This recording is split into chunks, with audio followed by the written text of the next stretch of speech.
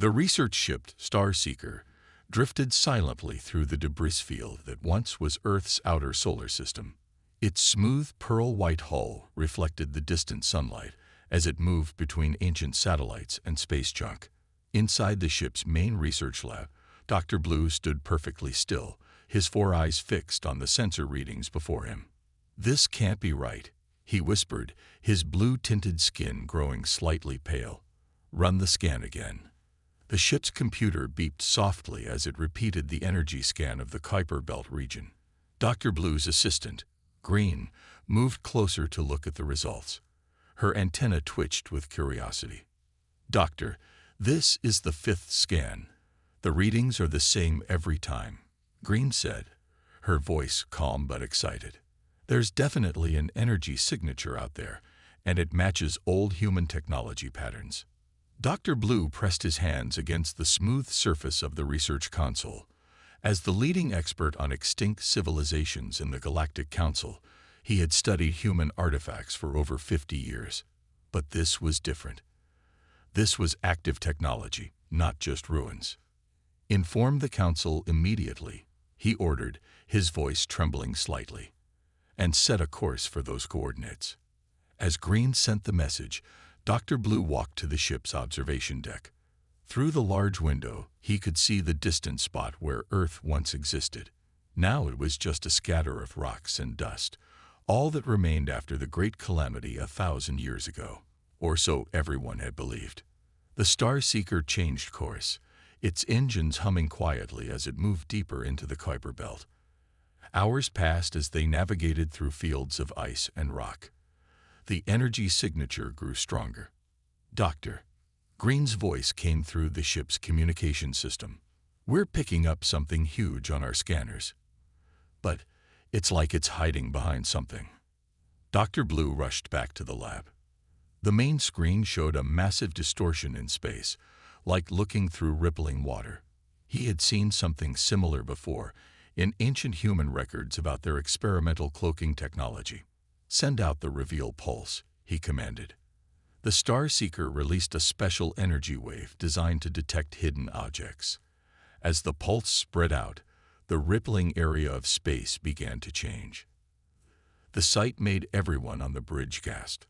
A massive space station slowly appeared before them, its dark metal surface covered in frost from centuries in the cold void. It was easily larger than any known human structure from their records. "It's impossible," Green whispered. "How did no one find this before?" Dr. Blue studied the station's design. It showed signs of human architecture, but was far more advanced than anything in their historical records. The station hung silently in space, like a sleeping giant waiting to be awakened. "Look there," Dr. Blue pointed to a symbol on the station's side. Through the frost, they could make out the letters HMS Haven, Human Military Station Havian. As they moved closer, the station's external lights suddenly activated, casting a soft blue glow across its surface. A signal began broadcasting on all frequencies. "Greetings, visitors. This is Guardian, the AI overseer of HMS Havian. Please identify yourselves." The voice was calm and clearly artificial, but it spoke perfect modern galactic, not the ancient human language they expected. Dr. Blue looked at his crew, their expressions mixing shock and excitement. "This is Dr. Blue of the Galactic Council research vessel Starseeker," he responded, trying to keep his voice steady. We thought humans were extinct." There was a pause before Guardian replied. "The reports of humanity's extinction were, as humans used to say, greatly exaggerated. Would you like to know how we survived?" Dr. Blue looked at the massive station again, realizing that this discovery would change everything they thought they knew about human history. "Yes," he replied. "We very much would." The docking process took 3 hours as Guardian carefully guided the Starseeker into one of Havian's massive hangar bays. Dr. Blue and his team stood at their ship's airlock, wearing their environmental suits as a precaution. None of them knew what to expect inside a 1,000-year-old human station. "Atmosphere analysis complete," Guardian announced through their communication systems. The air is safe for both blues and greens. You may enter without protective gear. As the airlock opened, Dr. Blue led his team into the hangar. The space was enormous, clean, and well-lit. Not what anyone expected from an ancient facility. Maintenance robots moved quietly along the walls, continuing their endless work of keeping the station in perfect condition. "Welcome to HFY," Guardian's voice came from nearby speakers. A hologram appeared before them, showing the simple blue sphere. "I have maintained this facility for 1,003 years, 2 months, and 15 days since the evacuation of Earth."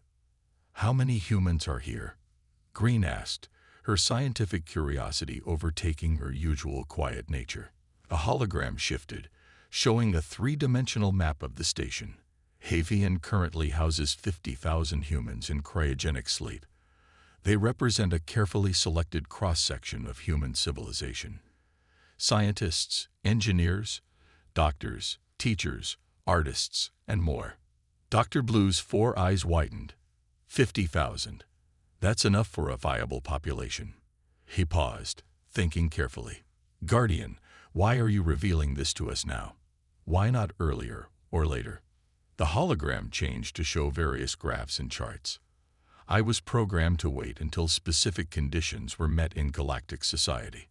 These included political stability, technological advancement, and most importantly, the development of laws protecting sentient species' rights."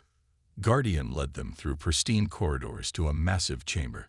Inside, rows of cryogenic pods stretched as far as they could see.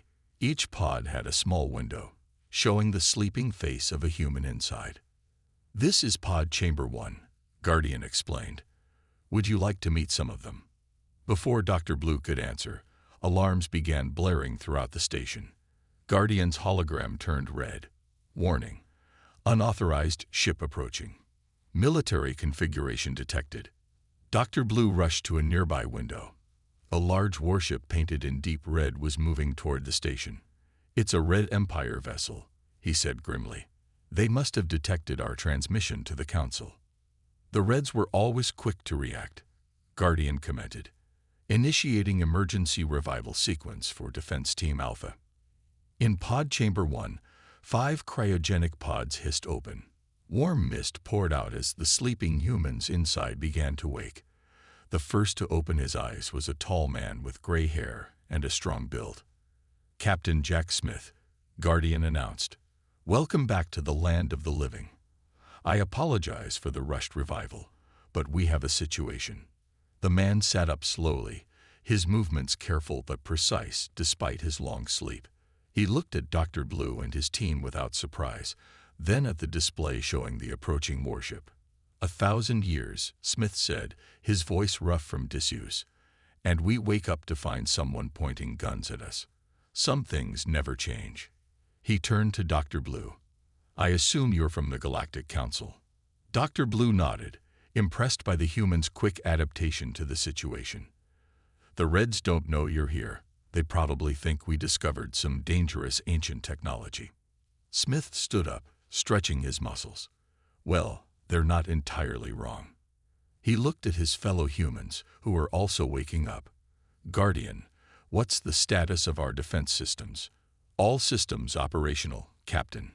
1,000 years of maintenance has kept everything in perfect condition." Smith smiled, but there was no humor in it. "Let's show our uninvited guests why humanity survived extinction. Dr. Blue, you might want to call your council. Tell them humanity is back, and we remember how to defend ourselves." The Red Empire warship hung in space like a crimson blade, its weapons still powered down but clearly ready. Inside HFY Station, Captain Smith worked quickly at a control panel, his movements becoming more sure as his body fully awoke from cryosleep. "Guardian, show me what we're dealing with," he commanded. A holographic display appeared, showing detailed scans of the Red warship. "Interesting. Their weapons have come a long way in 1,000 years." Dr. Blue stepped forward nervously. "Captain, perhaps we should try talking to them first. The Red Empire is powerful, but they're part of the Galactic Council now. They must follow peaceful protocols." Smith turned to look at the alien scientist, a slight smile on his face. Doctor, I agree completely. Guardian, open a channel to our red friends out there. Let's show them that humans remember our manners. The main screen lit up, showing the bridge of the red warship. A tall, crimson-skinned alien commander stared back at them, his expression shifting from stern to shocked as he saw Smith. This is Captain Jack Smith of HMS Havian. Welcome to our humble home. I apologize for any confusion, but we're not ancient technology for you to claim. We're very much alive, and would appreciate it if you power down your weapons. The Red Commander's multiple eyes blinked rapidly. Impossible.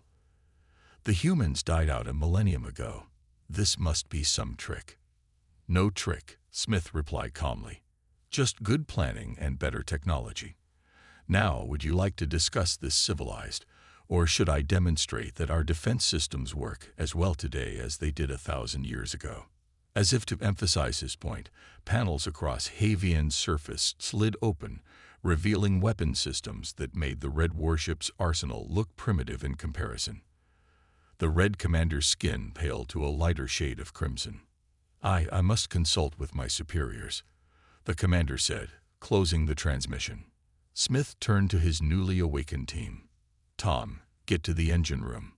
Mary, take weapons. Bill and Lisa, start the revival sequence for Medical Team 1. We'll need them soon. The rest of us have a lot of catching up to do with Dr. Blue here. As the team moved out, Dr. Blue watched in amazement. These humans had just woken up after 1,000 years, yet they worked together like they had never been asleep. Green approached one of the humans, Lisa, before she left. How are you all so ready? Green asked. Shouldn't you be confused? Disoriented. Lisa smiled. Guardian didn't just preserve our bodies. While we slept, it kept our minds active in a shared virtual environment. We trained, learned, and planned for every possible scenario of our awakening. We're not just survivors from the past. We've been preparing for the future. In the next few hours, more humans were carefully awakened. Medical Team 1, once revived, began helping others through the revival process. Dr. Blue watched as each human emerged from cryosleep with purpose and determination. Smith stood at a window, watching the Red warship maintain its distance. You know, Dr. Blue, we didn't just hide to survive. We hid to give the galaxy time to change, to grow. Tell me, did it? Dr. Blue thought about the Galactic Council, its laws, its achievements, and its flaws. It's not perfect, but we've made progress. Most species live in peace now. We explore together, trade together, grow together. Good, Smith nodded, because humanity didn't spend 1,000 years sleeping just to come back to war. We came back to join a civilization ready for us. He turned to Dr. Blue. Now shall we begin waking the rest? I believe the galaxy might need some human ingenuity sooner rather than later. Dr. Blue looked at his communication device, which was flooding with messages from the Galactic Council. Captain, I believe you're right about that. The news of your return is spreading, and not everyone is as diplomatic as I am. Well then, Smith smiled. Let's give them something to talk about. The Grand Chamber of the Galactic Council buzzed with noise as representatives from 100 species argued. The massive room, with its high crystal ceiling and floating platforms, had never been so crowded. On the central platform, Admiral White, the Council's leader, called for order. Silence. The Admiral's voice boomed through the chamber. His white, crystalline form glowed with authority. We will discuss this matter with dignity. Dr. Blue stood at the speaking platform, with Captain Smith beside him. Around them, the alien representatives whispered and pointed. Many had never seen a living human before. The facts are simple, Dr. Blue said. 50,000 humans survived the Great Calamity. They hid, they waited, and now they wish to rejoin galactic society. Commander Red stepped forward on his platform, his crimson scales gleaming under the chamber's lights. Simple. Nothing about this is simple. Their station's weapons could destroy a modern warship in seconds. Their technology is beyond anything we have. They are a threat. Smith stepped to the microphone, his calm voice filling the chamber. We had 1,000 years to build weapons, to plan wars, to prepare for revenge. Instead, we chose to wait for peace. We watched your civilizations grow. We waited until the galaxy had laws protecting all species. Does that sound like the action of a threat? The chamber erupted in discussions again. A small green-skinned representative spoke up. But why hide? Why not reveal yourselves sooner? Because last time we tried to join Galactic Society openly, something terrible happened to Earth, Smith replied. The chamber grew quiet. We still don't know exactly what caused the great calamity. Do you? Admiral White shifted uncomfortably. Dr. Blue noticed the movement, filing it away for later investigation. The past is the past, Admiral White said quickly. We must decide what to do now. The humans request permission to establish a new colony and rejoin Galactic Society. We must vote. Commander Red's voice cut through the chamber. Before we vote, let them prove their peaceful intentions. Disable your weapons, share your technology, submit to Council control. No, Smith said firmly. We won't disarm. We won't surrender our independence, but we will share our knowledge, trade fairly, and help defend the galaxy if needed. We ask to join as equals, not servants. The chamber divided into loud arguments. Some representatives supported the humans, while others sided with Commander Red. Admiral White raised his hands for silence. We will vote in one standard week, he announced. Until then, Havian Station will remain under Council protection. Any aggressive action against it will be considered an act of war. As they left the chamber, Dr. Blue walked with Smith through the Council Station's corridors. That went better than expected, the scientist said. Smith nodded. Maybe. But did you notice how quickly Admiral White changed the subject when I mentioned the Great Calamity? And how Commander Red knew about our weapons capabilities without a proper scan? Dr. Blue's 4 eyes widened. You think they know something about what happened to Earth? I think, Smith said quietly, that some people in power are very nervous about humans asking questions about the past. He stopped walking and looked out a window at the stars. Guardian didn't just teach us while we slept. It was also gathering information, piecing together the truth. What truth?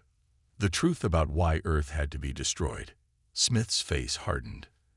And I think it's time we found out who gave that order, don't you? Dr. Blue looked at his friend with concern. That kind of investigation could destroy the Council. Maybe, Smith agreed, but a council built on genocide deserves to be destroyed. The question is, my friend, will you help us find the truth?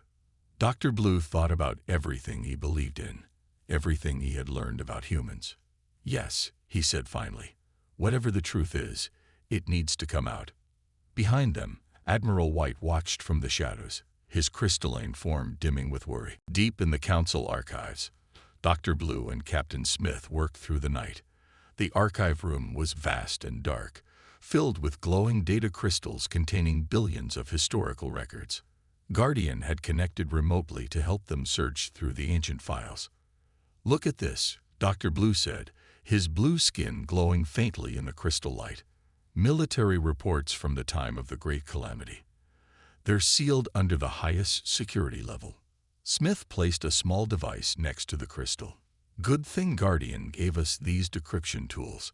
1,000 years of listening to Council communications taught it every code they use. The crystal's security barriers fell away, and information flooded their screens. As they read, both men grew silent. The truth was worse than they had imagined. They were afraid of us, Smith whispered, his face pale in the dim light. Not because we were violent, but because we were learning too fast. Dr. Blue nodded grimly. According to these records, humans went from discovering spaceflight to matching Council technology in just 200 years, something no other species had done before. The records showed secret meetings between the Council leaders of that time. The White Empire, the Red Empire, and others had watched humanity's rapid rise with growing fear. Humans were solving problems that had stumped alien scientists for centuries. They were finding new ways to use technology that no one had considered. "Here it is," Smith said, his voice tight with anger.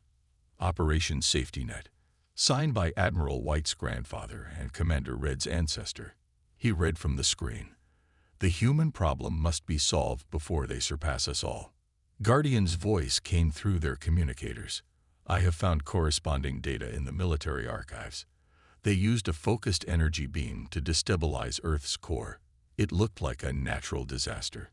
No one would suspect the truth." Dr. Blue's hands shook as he downloaded the evidence. "This will destroy the Council. The laws about protecting sentient species existed even then. They broke their own highest laws. But why didn't they find us?" Smith wondered. They must have looked for survivors. More information appeared on their screens as Guardian dug deeper. "They did search," the AI explained. "But the White Empire scientists said that no human could survive in space for more than 100 years. They assumed time would finish their work. They didn't count on human determination," Smith said, "or how far we'd go to survive. Our ships may have been primitive by their standards, but we had something they didn't." "What was that?" Dr. Blue asked. "Hope," Smith replied, "and a really good AI friend who kept us alive for 1,000 years." Suddenly, the archive room's doors slid open. Admiral White stood there, flanked by armed guards. His crystalline form seemed dimmer than usual, weighed down by guilt. "I wondered when someone would find the truth," the Admiral said quietly. "When we detected your station, I knew our time was running out." Smith stood slowly, positioning himself between the guards and Dr. Blue. "Did you know? All this time, did you know what your people did to Earth?" Admiral White nodded. "I discovered it 50 years ago. The guilt has haunted our family for generations. Each leader passed down the secret and the shame." "What happens now?" Dr. Blue asked, holding the data crystal with the evidence. "That's up to Captain Smith," Admiral White said. "We can't undo what our ancestors did, but maybe we can help humanity build a new future." He looked at Smith. "What do you want? Revenge? War?" Smith looked at the evidence of his people's near extinction, then at Dr. Blue, who had helped uncover the truth. Finally, he looked at Admiral White's troubled face. "We want justice," Smith said firmly, "but not revenge. Show the galaxy the truth. Help us make sure nothing like this ever happens again. That's what humanity does. We learn from the past to build a better future." Admiral White bowed his head. "Then let us begin." The emergency alarms blared through every ship and station in the sector. On Hagen's main control room, Captain Smith stared at the massive screen showing an approaching darkness that seemed to eat the stars themselves. "What are we looking at, Guardian?" Smith asked, his voice steady despite the terrible sight. The AI's hologram flickered as it processed massive amounts of data. "Unknown space-time anomaly. It's consuming everything in its path. Matter, energy, even light itself. At its current speed, it will reach the Council's core worlds in 7 days." Dr. Blue burst into the control room, followed by Admiral White and Commander Red. The recent revelations about Earth's destruction had forced old enemies to work together. "Nothing we have can stop it," Commander Red said, his usual arrogance replaced by fear. "The Red Fleet's strongest weapons didn't even slow it down. We lost 3 ships just getting readings." Admiral White's crystalline form pulsed with worry. "The Blue Science Division says it's like a cancer in space itself. They've never seen anything like it." Smith watched the darkness spread on the screen. Then he smiled, surprising everyone in the room. "But we have. Guardian, show them Earth File 2047, Project Nightlight." A hologram appeared, showing an old Earth experiment. 1,000 years ago, Guardian explained, humans were working on something they called a space-full drive. The Council thought it was just another failed faster-than-light experiment. But it wasn't, was it? Dr. Blue asked, his scientific curiosity overtaking his fear. "No," Smith said. "We discovered that space isn't just empty distance between things. It's more like fabric. And if you fold it the right way, you can close tears in it. Admiral White finished, understanding dawning in his eyes. That's not a weapon out there. It's a tear in space itself. Smith nodded. Guardian, wake up Engineering Team Alpha and call Haven's other AIs out of sleep mode. We're going to need every computer we have for the calculations. The next hours were a blur of activity. Human engineers, fresh from cryosleep, worked alongside alien scientists. They built what Smith called a space needle and thread, a device that could sew space back together. It's crazy, Commander Red said, watching the humans work. They're not even fully awake, and they're solving a problem we thought was impossible. That's why your ancestors feared them, Dr. Blue replied. Humans don't see impossible. They just see puzzles to solve. The device took shape, a massive ring of energy that would fold space back on itself, closing the tear. But there was a problem. Someone has to pilot the ship carrying the device, Smith said, right into the center of the anomaly. The calculations have to be perfect, or the tear will just grow larger. The room fell silent. It seemed like a suicide mission. Then Guardian spoke up. Captain, during our 1,000 years of hiding, I developed something special. A way to put a human mind into a computer system. Temporarily, of course. Smith stared at his old friend's hologram. You mean?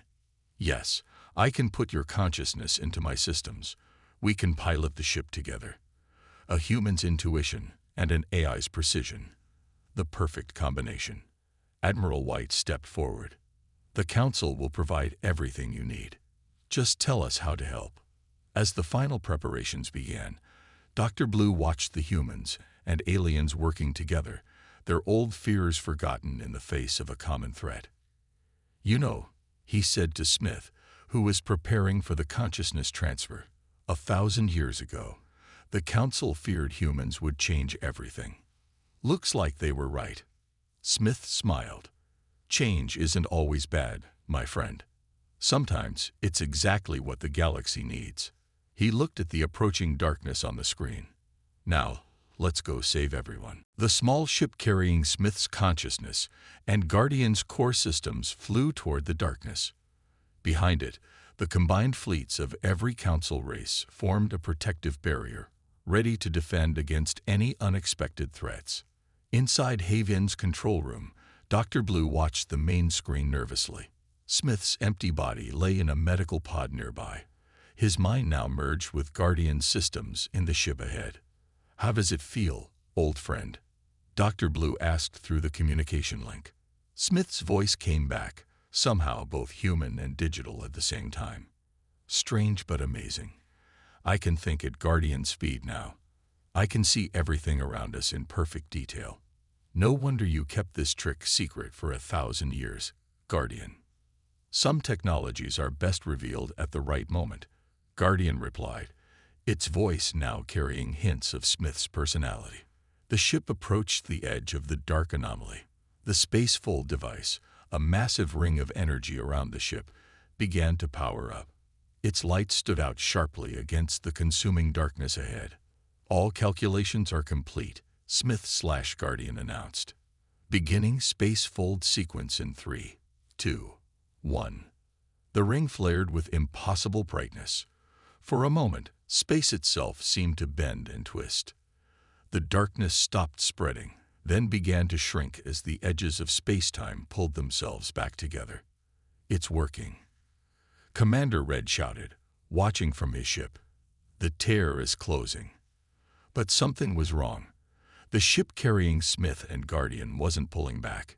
It was moving deeper into the remaining darkness. Smith, Guardian, get out of there. Dr. Blue called through the comlink. Can't. Smith's voice came back, strained. The fold needs to be completed from the inside. Someone has to finish the job. Admiral White stepped forward. We can send another ship. We can find another way. No time, Guardian added. But don't worry. We planned for this too. Before anyone could respond, a bright flash lit up space.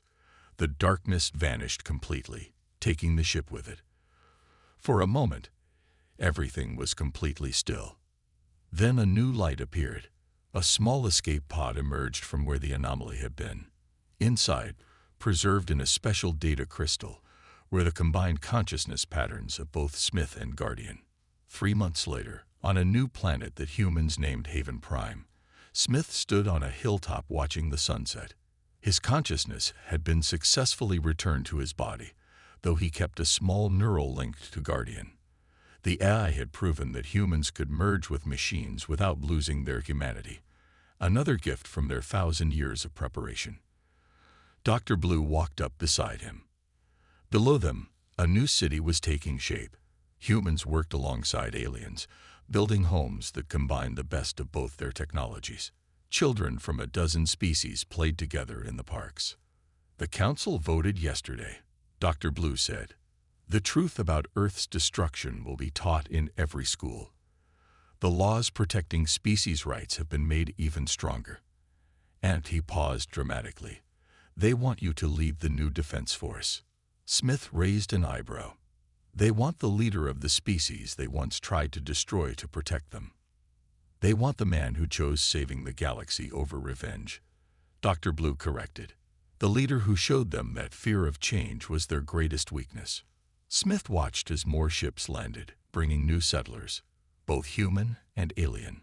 Guardian's hologram appeared beside them, its form now carrying subtle hints of human expression.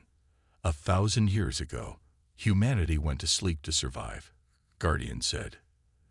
They woke up to find not just survival, but a chance to thrive. And what do you think we'll do next? Dr. Blue asked. Smith smiled, looking at the stars appearing in the darkening sky. What humans always do, my friend. We'll explore. We'll learn. We'll grow. But this time, we won't do it alone. He turned to Dr. Blue. After all, the galaxy is bettered when we work together. Above them, the first stars of evening shone brightly, promising not an end, but a new beginning.